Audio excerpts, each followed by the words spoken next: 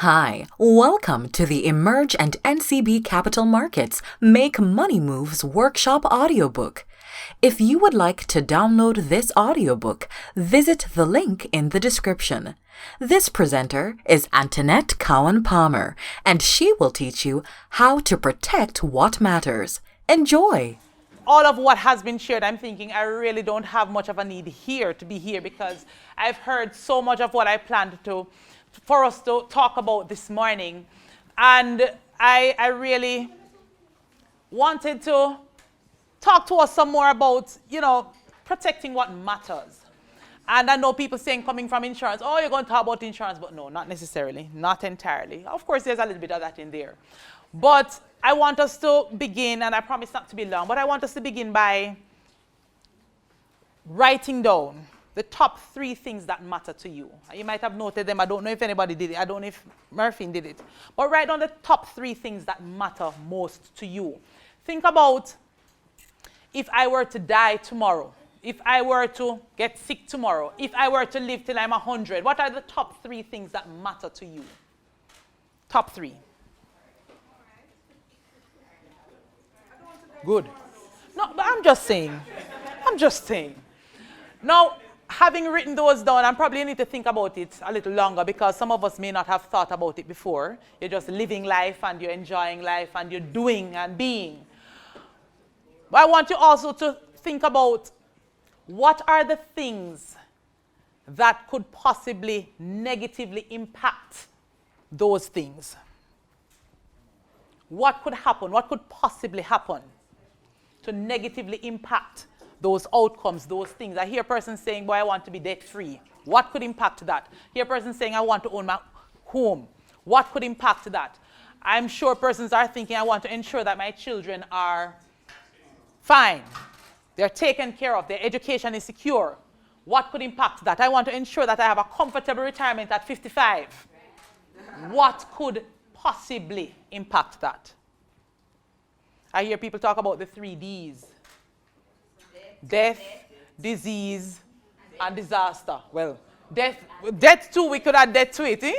Some people say divorce. So there are many Ds that you could put to it. But what disaster could possibly strike? And then I'm going to ask you, what are you doing? Or what can you do to mitigate or eliminate those disasters? There are some things you can do absolutely nothing about, like the retina surgery here or the one you had over there. But what can you do to mitigate? So you couldn't eliminate it. You couldn't do anything about it. There are some things we can do something about. So we can stop ourselves from going down the debt path. And debt is not necessarily a bad thing, because there are good debts and there are bad debts, I'm sure you would have heard. You know that, right? And I believe if you're going to incur debt that will allow you to make money, that's good debt. By any stretch of the imagination, it's good debt. So if you're going to incur some debt to invest in an IPO that you believe you're going to make some good money off, and that's good debt, right? But what can you do to eliminate or mitigate the impact of those disasters? And that's where I want to focus for a little bit this afternoon. So Debbie spoke about the things that wealthy people do. And we're thinking wealthy. Yes, we're thinking wealth. And I like to use the acronym SIP, S-I-P. That's what wealthy people do. So Debbie mentioned wealthy people save. And so everybody knows the I now, right? Invest, right? And one of the things that wealthy people also do is to protect. They protect their investment. Debbie spoke about the investments, and you got excited about how you can invest. And some persons are thinking, boy, I don't have the money to invest. But as Rochelle pointed out, you can start small.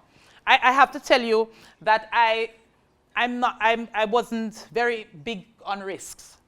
And so I've always thought, boy, I can't bother with the stock market. I can't bother if I monitor the thing and I watch the thing. I can't bother with it. I don't have the time and the energy for it. Until earlier this year, I decided I'm going to dabble. And so I started out with $100,000 and I invested in about 5 different stocks. You want to see me? I bought a Fontana, JMMB. I couldn't buy NCB because that would have taken up all of my money at the time. I have NCB shares by default. I have some NCB shares. But I'm saying I started with what I could have done, and I wanted to dabble without having a heart attack because I'm not very big on risk. And then I watched it because so every night, and I'm talking to my kids now, and I'm talking about stocks and so on. We're saying, it's good to invest in stocks. Look at what is happening with my portfolio here. And the next month I put in a little more, and then I put in a little more, and then in no time I build up. That's January, and get excited. So I have a portfolio now going 1.5 million, and I aim to get to 2 million by the year is done. I'm saying, go girl. And so when I looked at it, I'm thinking, it's not so bad. Plus, if you wait it out, you start paying attention and you realize, and you start reading, and you realize that it can happen. But you start with where you can start, where you feel comfortable starting. So some persons are able to start, but you're not comfortable because of the risk element. Start with a little. And some persons, you want to start, but you don't have the cash. Start with a little and build it up, right?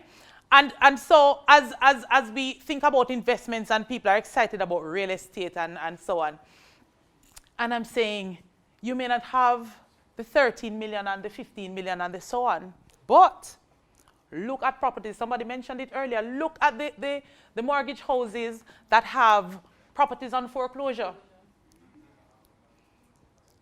And I have another experience here because that's another thing. I can't bother with the tenants. I can't bother with the tenants. I don't want to have to deal with people owing me rent and you have to get bailiff and that was my mindset. But if you hear it long enough, you begin to believe it, and that's, I believe, happened to me. And so I started again.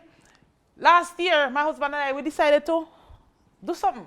So we went in and we looked at J&J and had a property.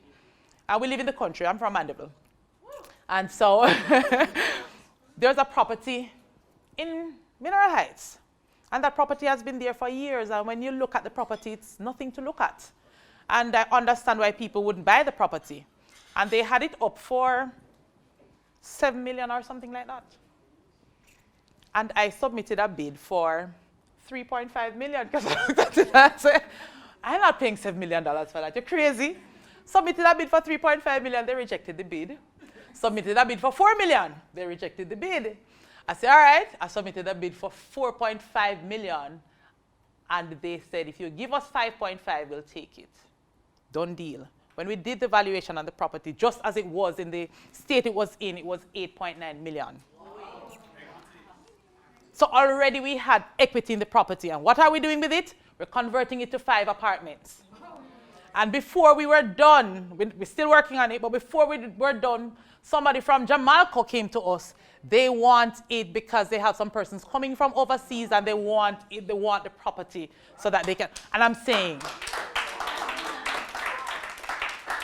so you don't have to have the big money to start something. Look for investment opportunities. So even if it's not where you want to be living, look at the opportunities for you to invest and to make some money. So I'm not talking about investments now. I'm saying wealthy people protect what they have, and they do it certainly by investing because you want to ensure that you have money coming to you all the time. And what I observe with wealthy people as well, they don't always invest and sit down because they're so busy ensuring that their money is working for them. So that idea that we have that we're going to have a business that's working for us and we're just going to sit and do nothing, it's not quite like that because you have to be watching the money, right? But one of the things that wealthy people also do, and when I did the research, it was 16% of Americans who held 55.1% of the insurance. Wealthy people protect what they have. I'm told the Jews, as soon as a child is born, they ensure that they take out a policy to secure that child's future so that if anything happens to the parents, the child's education, the child's future is still secure. Insurance protects what you have. Now, just about how much insurance you need, you're going to need to work that out. And there's a formula. There are several that you can use. If you go online, Google it. There are several of them that allows you to plug in your assets, your liabilities, and it comes out, it tells you how much insurance you actually need, right? But don't take it for granted, because you do not want anything to derail the plan that you have.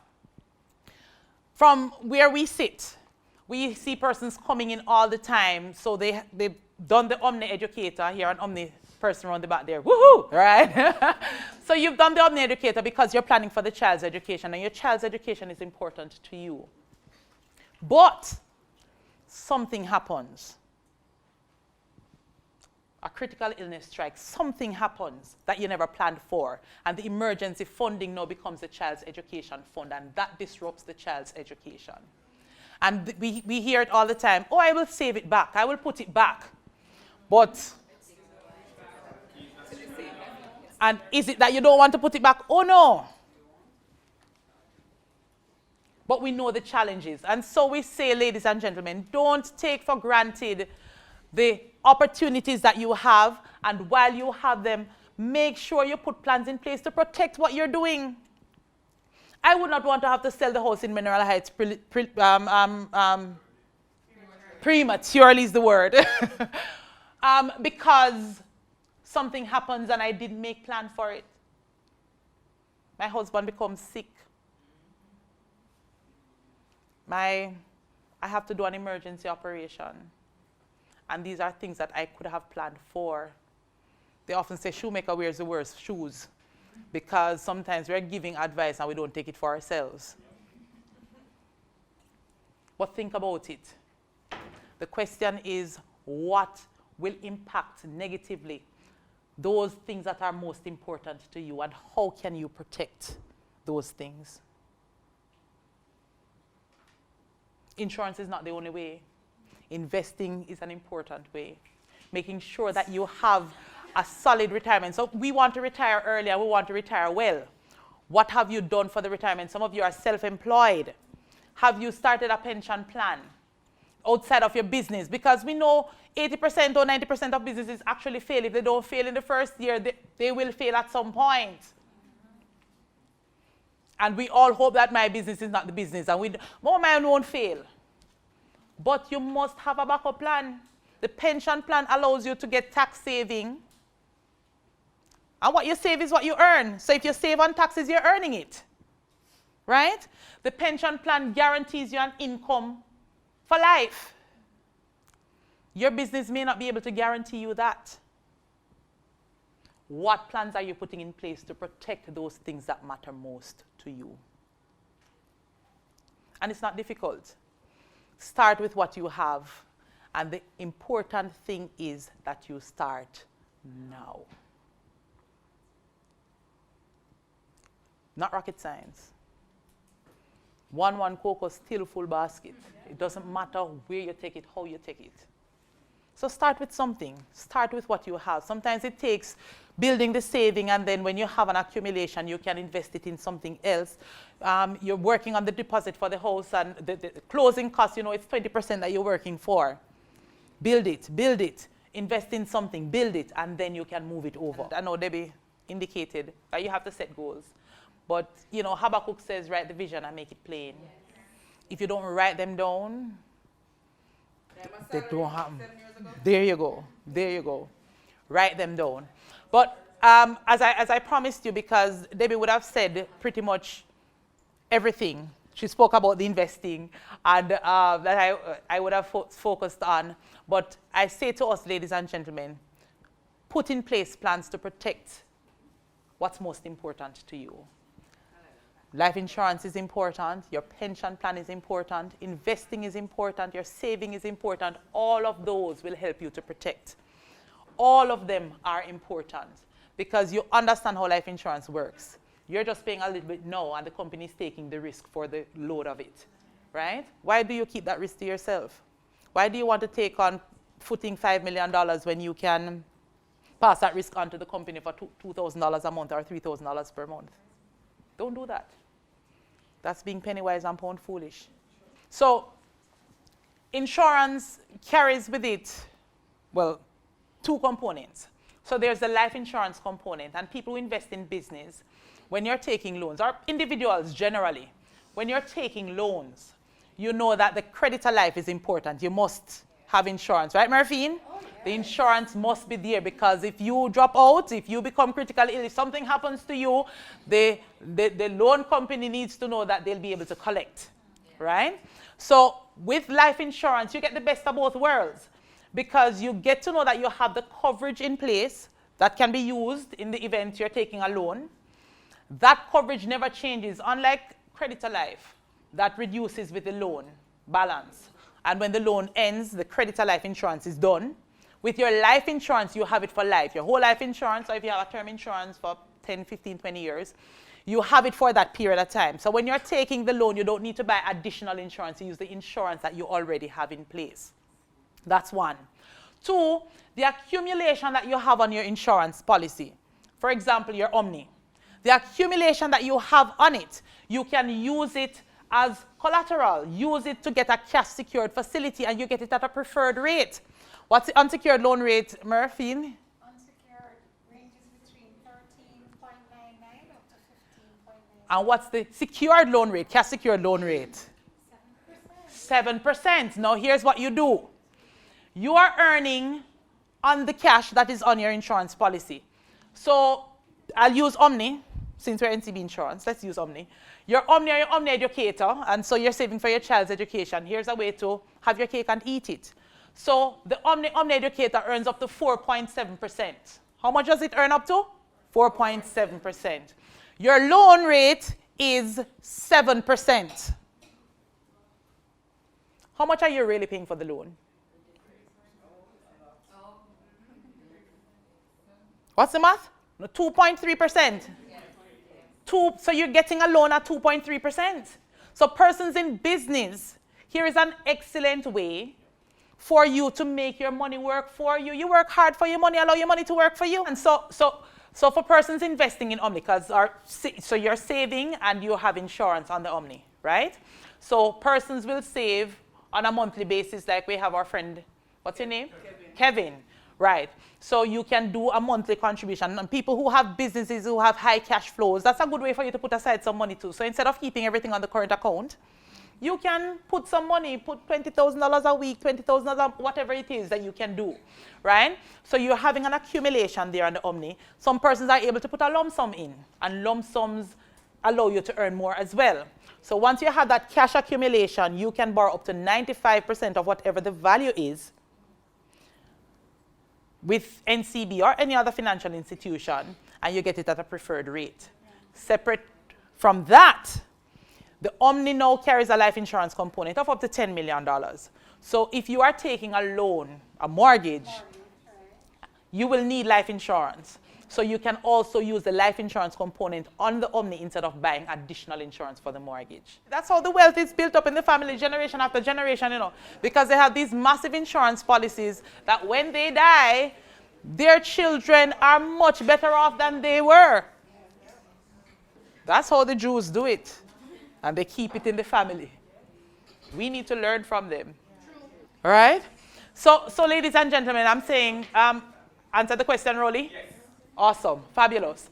So, get protected.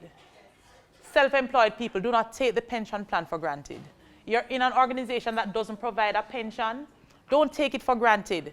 Start it. It's tax deductible. When you're filing your tax returns, you can actually take out that money that you take for your pension plan, your approved pension plan, and before you pay over your income taxes. So that's tax saving for you. You earn the interest on it in a tax-free environment, and when you retire, it guarantees you an income for life. And if you pass? If you pass, your beneficiaries get the accumulated value. Right? So don't take it for granted. And those of us who are working in organizations, ensure that you max out your pension contribution. The government allows up to 20%. So make sure if your employer is doing 3%, you do the other 17%. Because unfortunately, for some persons, when they're leaving the organization, Rochelle, That's the only saving they will have. And guess what? It comes out tax-free. It comes out before you pay your income tax. And those of us who look at our pay slips and see that big income tax figure, we wince. So anything we can do to reduce it, reduce it. So if I have a company, can my company buy pension and then I can contribute? Absolutely, absolutely, absolutely. And the law allows your company to pay up to 10% of that pension. So I was asking if I own a company, can I get pension? Can my company get pension and then I contribute the rest to make the 20%? yes, absolutely. As I said, the company can contribute by law up to 10%. And you can do that. And of course, the accountants in here will know how to increase the salary to ensure that the company pays the full interest. Yes.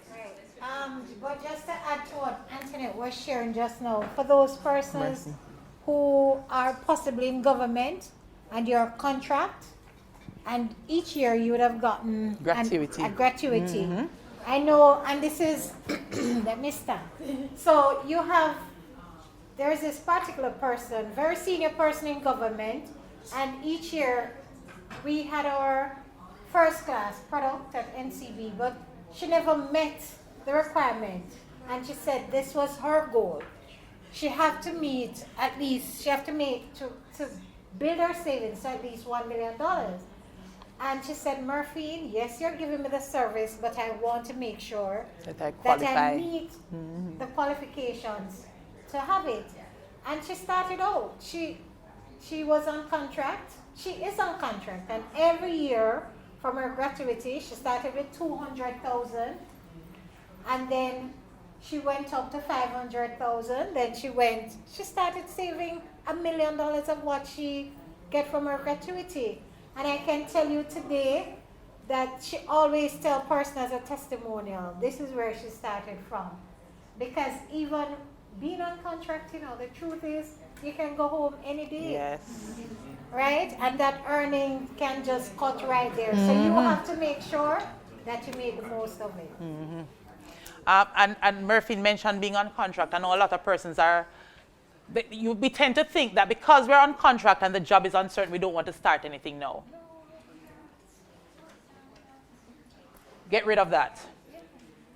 I ask persons all the time, if you were to lose your job, will your children stop eating? Will you stop paying your light bill? So persons say, I don't want to buy an insurance now. I don't want to start a pension now because I'm on contract and I don't know if they're going to renew my contract and the uncertainty. Stop it. Live life, live, and be positive, because the things that you think about are the things that come to you, So when you live with expectation and live with expectancy, things will happen, and if that contract ends, something bigger and better is coming. So don't not do anything just because you're not sure of the future. Only God knows the future. All right? So, ladies and gentlemen, I want to close by reminding us, keep in mind always the things that matter to you. Be conscious of the things that can impact those things negatively. And always actively take steps to protect those things that are important to you. And don't wait until tomorrow. Don't wait until next year. Don't wait until you finish paying this or you finish doing that, till the children are out of school. Start now. All right? So, ladies and gentlemen, I want to thank you so much for being an excellent audience.